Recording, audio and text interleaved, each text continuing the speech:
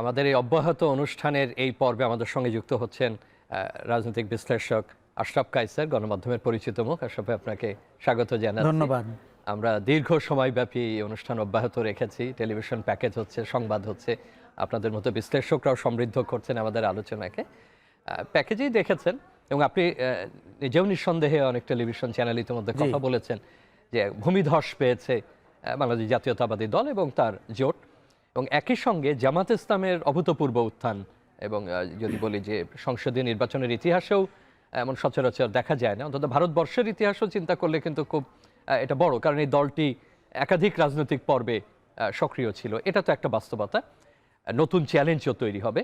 তো চ্যালেঞ্জে যাবার আগে এই যে ফল আমরা পেলাম নির্বাচনের, জামায়াত ইসলামী, বিএনপির নেতৃত্বাধীন, আমাদের অন্য ধর্মপছন্দ দলগুলো ছিল, কেউ আলাদাভাবে করেছেন, কেউ যুক্ত হয়ে করেছেন। এর আগের আলোচনাগুলো তো আপনি জানেন, নারীরা কেমন অংশ নেবে, তরুণদের অবদান কি হবে, প্রান্তিক জনগোষ্ঠী কিভাবে অংশগ্রহণ করবেন, এমনকি সংখ্যালঘিষ্ঠ তাদের ভূমিকা কি হবে, এ নিয়েও দীর্ঘ আলোচনা চলেছে।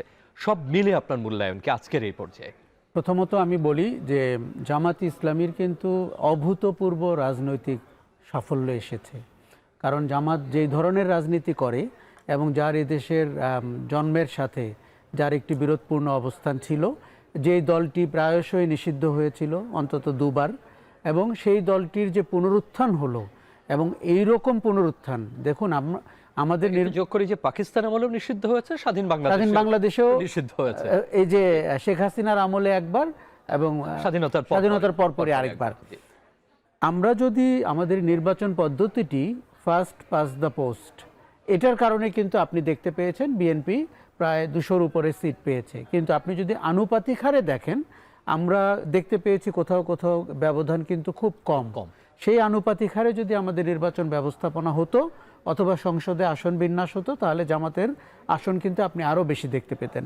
আমি কথাটা এই জন্য গুরুত্ব দিয়ে বলছি যে জনগণের মনোভাব, তার রাজনৈতিক পছন্দ, এই জায়গাটিতে জামাত খুব শক্তভাবে দাঁত বসিয়েছে। এবং গত 5ই আগস্টের পর থেকে রাজনীতিতে আমরা তার প্রভাব দেখতে পাচ্ছি, প্রশাসনে দেখতে পাচ্ছি।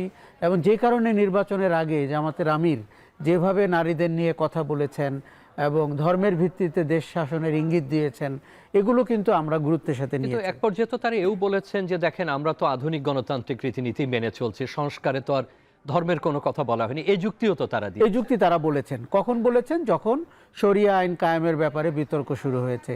তার কোনো জোটসঙ্গী কিন্তু শরিয়া আইন কায়েমের ব্যাপারে প্রতিশ্রুতিবদ্ধ। কাজে আমরা নিশ্চিত না আজকে যদি কথার কথা জামাত জোট বিজয়ী হতো, তাদের কোন পন্থাটি সামনে আসতো এটি দেখার বিষয় ছিল। কাজেই জামাতের একটা সিগনিফিক্যান্ট উত্থান হয়েছে রাজনৈতিক পরিভাষায়, যাকে আমরা বলে থাকি যে তারা কিন্তু পাওয়ার কন্টেন্ডার হয়ে উঠেছে। যেটি তারা এতদিন আভাস দিয়েছে সামাজিক যোগাযোগ মাধ্যম, এটি এখন বাস্তব।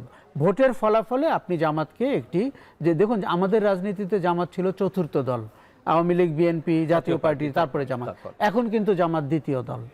এবং এখানে যদি এইভাবে যোগ করি যে আপনি যেটা বলছিলেন যে খুব সহজভাবে যে জনপ্রিয় ভোটে তারা অনেক এগিয়ে, আসন বিন্যাসে হয়তো সেটা ভিন্ন, জনপ্রিয় ভোটে আবার পার্থক্যের কোনো জায়গায় যেখানে তারা বিজিত হয়েছেন সেখানে খুব কাছাকাছি।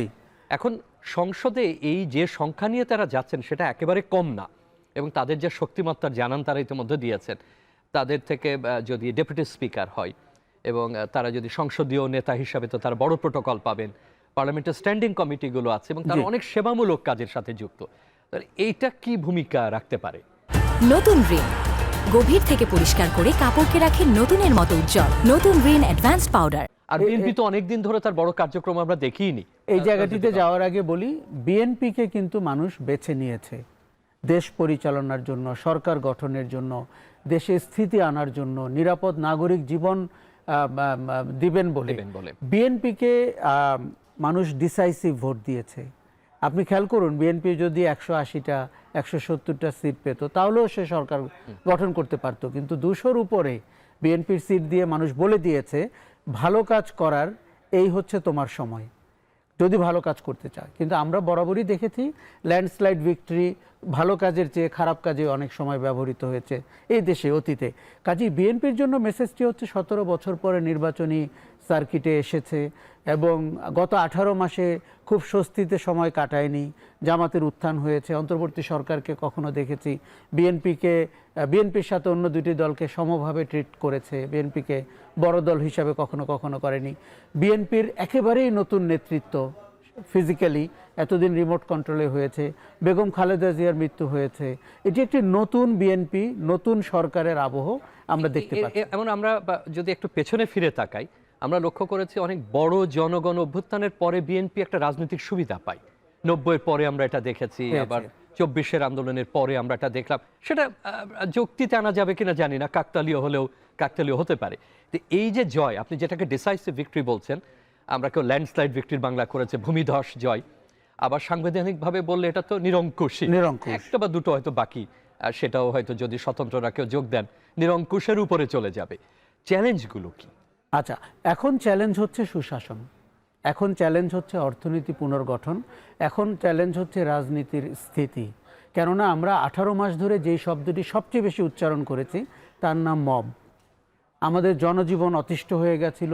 একজন ইউটিউবার, একজন ইনফ্লুয়েন্সার, একটি ছোট দলের বড় নেতা, বড় দলের ছোট নেতা, সমাজে যে ভারসাম্যটি থাকলে একটি গণতান্ত্রিক শাসন চলে, সেই ভারসাম্যটি থেকে আমরা ছিটকে গেছি।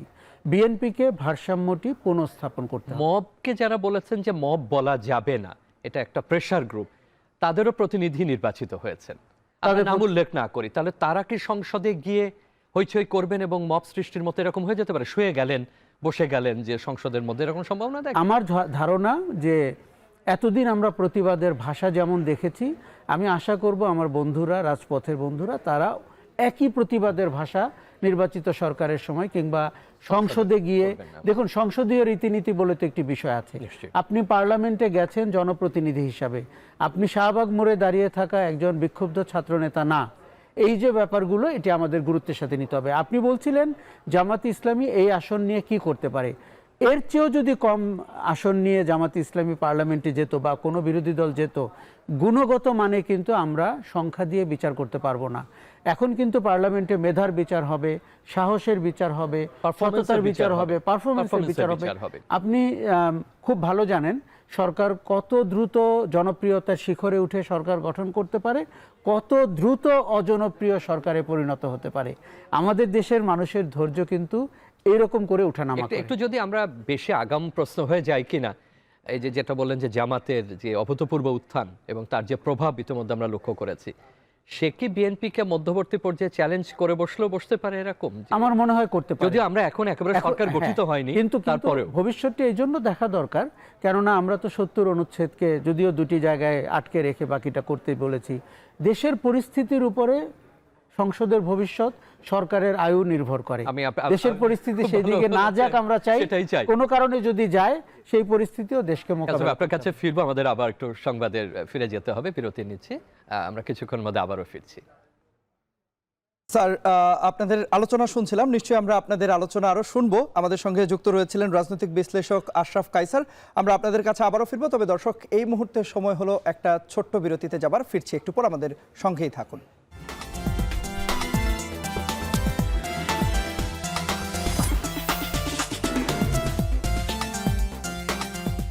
কাসর ভাই, আমাদের বিশেষ ধন্যবাদ জানাতে হবে তন্ময়ের মতো যারা উপস্থাপক, আমাদের অসংখ্য সাংবাদিক, কলাকুশলী যারা কাজ করছেন, তাদের যে অপরিমেয় শ্রম এবং বিনিদ্র রজনী, এই প্রশংসা করার মতো।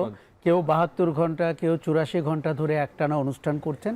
তারও আগে এই যে আজকের ভোটের যে প্রস্তুতি এবং পার্টিসিপেশন, সেইটা আমি বলবো মিডিয়া খুব সিগনিফিকেন্ট রোল প্লে করেছে। অনেক ধন্যবাদ। ইস্যুগুলোকে ডিসেক্ট করেছে, সামনে এনেছে, প্রার্থীদেরকে আপনি বিচার বিবেচনা করতে পেরেছেন মিডিয়ার কারণে। এবং এই নির্বাচনের সময় মাঠ পর্যায়ে তাদের এমন জায়গায় যেতে হয়, সেখানে ভালো থাকার জায়গা নেই, খাবার ব্যবস্থা নেই, যাতায়াত, সব মিলে দর্শক শ্রোতারা অনেক সময় তো খেয়াল করেন না যে আমাদেরও পেছনে, ক্যামেরারও পেছনে কত মানুষের শ্রম এখানে যুক্ত থাকে।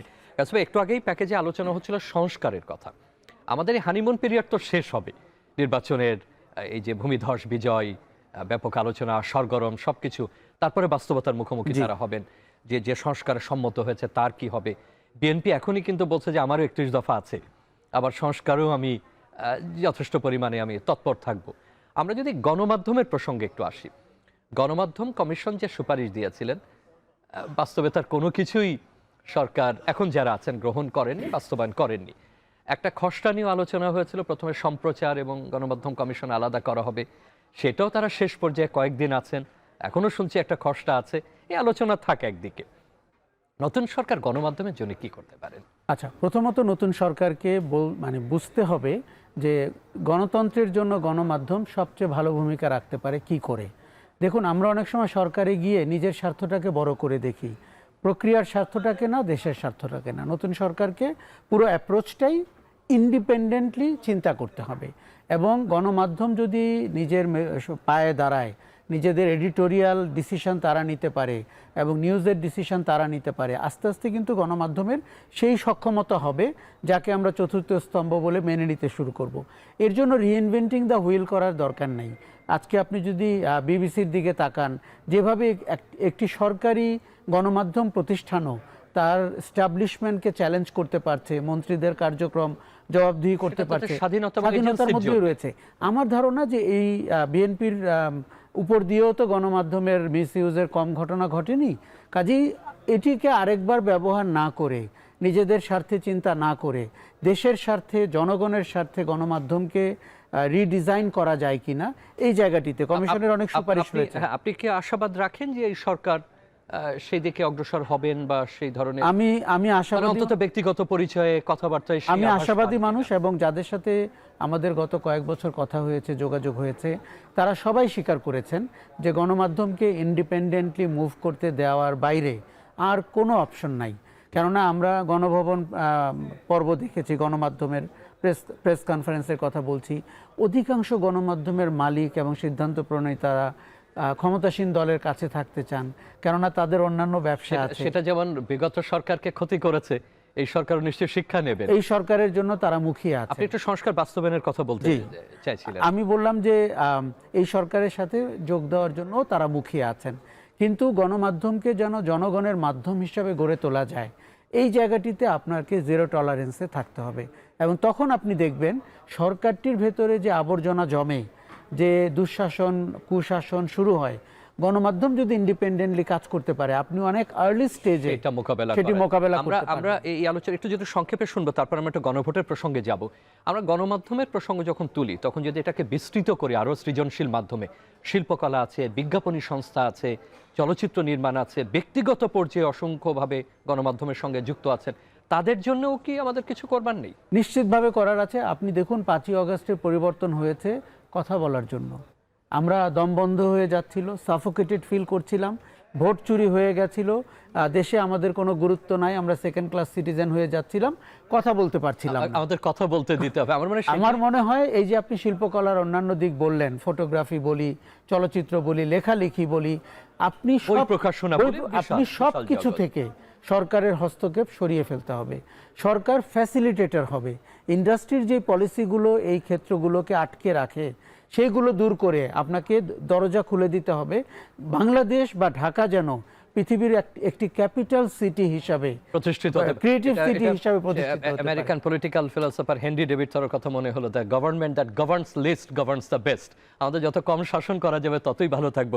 একটু দ্রুত গণভোটের প্রসঙ্গে আসতে চাই। আমরা জাতীয় সংসদ নির্বাচন নিয়ে এত ব্যস্ত, কে আসন পেলেন, কে বিজয়ী হলেন, এটা নিয়ে আমাদের মনোযোগ।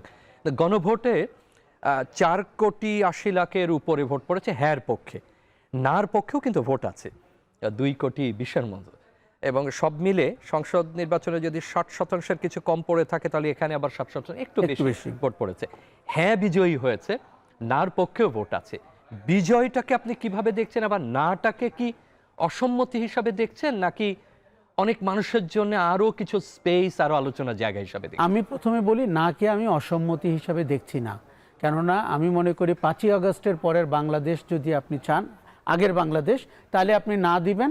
পরের বাংলাদেশের যে আকাঙ্ক্ষাটি আপনি চান বাস্তবায়ন করতে, তাহলে আপনি হ্যাঁ দিবেন। কিন্তু নাটা কি শুধু ওই কারণে নাকি মনে হয় যে আমি বুঝতে পারিনি? আমি বলি, এরকম একটি সরলীকরণ করলে আজকে নায়ের পার্সেন্টেজ আপনি আরো কম দেখতেন।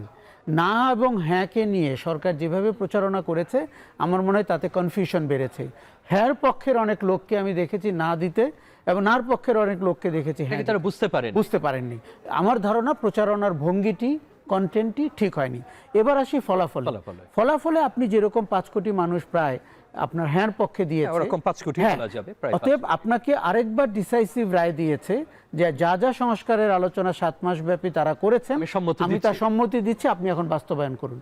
আপনি খেয়াল করবেন 180 দিনের মধ্যে কিন্তু এই ব্যাপারে তাকে অ্যাক্ট করতে হবে।